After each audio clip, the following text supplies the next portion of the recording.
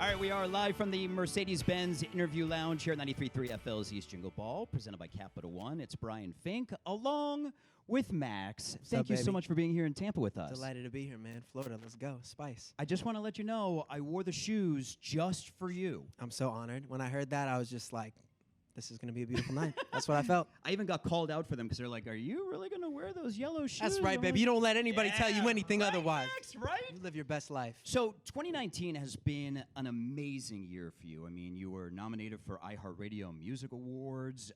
You were Billboard's #1 emerging artist. The national anthem at the All-Star Game. Yeah. Of course, the new song with Chromeo. Checklist. Yes. Should I keep going? I'll take all the love. I appreciate it. Thanks. So, man. looking back on 2019, though, what was the best moment for you? The best moment, quite honestly, it was just spending time with my wife and my dog. It really is not. It's really the little moments, you know. Like when I got my voice back, I had the surgery. I couldn't speak for 4 months, and just like being able to tell her I love her again, which I don't say to her that was this moment, but it really is the best moment. And she's in the room right now, so hopefully I get some points for this as well. But so I think the brownies are already being made. They're already. Let's go.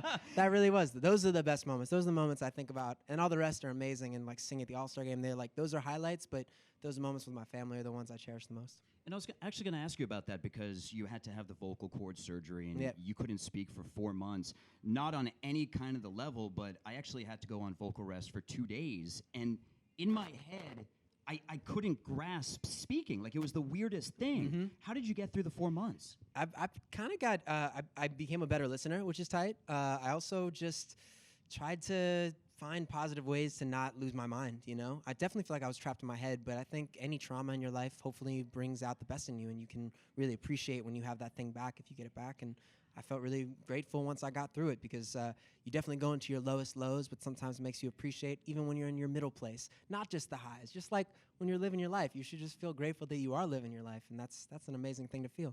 And as a singer and me speaking for a living, you know, that's one of the things that we take for granted. Yeah, totally. Do you remember the first words you spoke after the vocal cord rest? Oh my gosh, I don't remember. I should. That would be an epic thing. But Wasn't it I love you? it was probably I love you. It was probably something along the lines of I love you, or her yelling at me like, please speak to me, and me being like, hey, or whatever. Yeah, I don't remember. Such a moment. Such a moment. Hey, I'm hungry. May I have some food, please? Ma! Yeah, exactly. Meatloaf!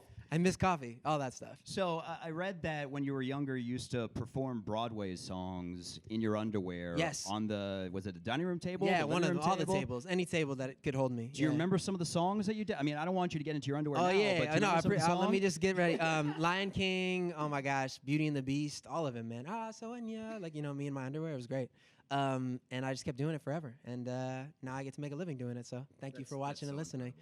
My family appreciates it. My future baby appreciates those diapers for you listening. So thanks. And you started performing when you were what, 3? Yeah. When I was a little bean growing up in New York, I just loved doing it, and I would see these shows, and then I started doing musical theater and writing my own stuff, and yeah, it was fun. And looking back, I mean, with all the success of Lights Down Low, would you have any advice for a younger Max? A younger Max, I would say care less about what people think of you and commit more to what you just believe in and what you feel is best. And then this last year, I'd say why it also has been one of the best is that I've taken criticism and I've taken people's opinions, but I've really made sure that the whole vision for everything I've released, videos, music, everything else, hasn't been tainted by somebody else's belief of how it'll do or the success. And I've definitely found that you feel so much more fulfilled when you just have a vision and you really go for it, whether it works or not. That fulfillment is so much more rewarding than any amount of numbers or any amount of money or anything else. Like that's when you can live with yourself because you feel like you actually did what you wanted to do. That's the best feeling in the world. See, and that's why I love you, your positivity. Like, if you don't follow Max on Twitter, @MaxMusic, you need to, because the positivity is amazing. Thanks, man. And I actually saw one of your tweets where you told fans if they see you out to make sure to come up and say hi and give you a hug. Totally. Have you ever been in an awkward situation where the fan came up to you, maybe when they shouldn't have come up to you? No, it's all usually pretty cool. I mean, I've had like urinals. I've had all the awkward things you can think of. Somebody's being like, yo, what's up? It's nice to meet you. I'm like, yeah, I'm just peeing real quick, but I'll like take a picture after. I've never had someone actually ask for a picture at the urinal, but I have been there. I've also been the fan there too. Like I remember being at the urinal next to my man's Harry Potter. Why am I forgetting why? Daniel Radcliffe, obviously. At the He's Harry urinal? Potter. At the urinal, yeah. We were backstage at this Broadway benefit when I was doing the Broadway stuff, and he's with this giant security guard, and he's a little fun-sized guy like me, and we were just next to each other. I was like, I'll never forget this moment. We both pee. It's so nice.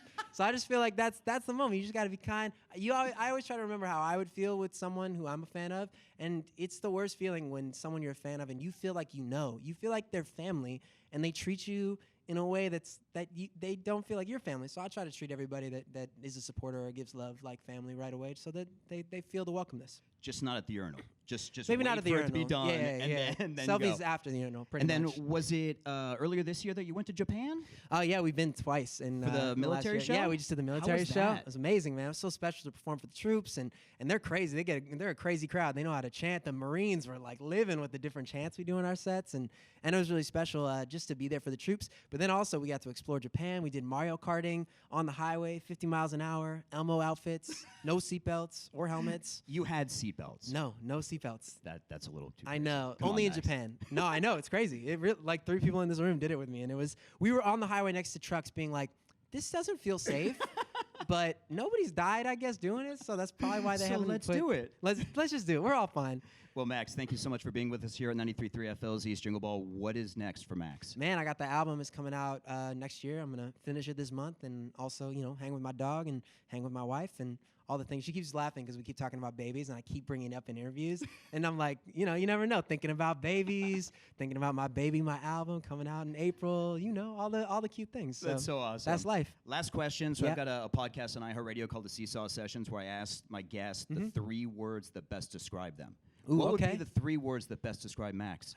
That's a great question. Besides words, yellow. Words. Yellow. I'll take yellow for now. I'll take that one yellow. I'm gonna take energetic. I'll take that. It takes a lot of coffee, but I'll take energetic.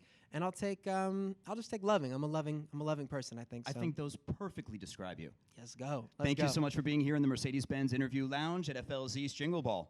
Thanks, guys. Pleasure. Much love, FLZ.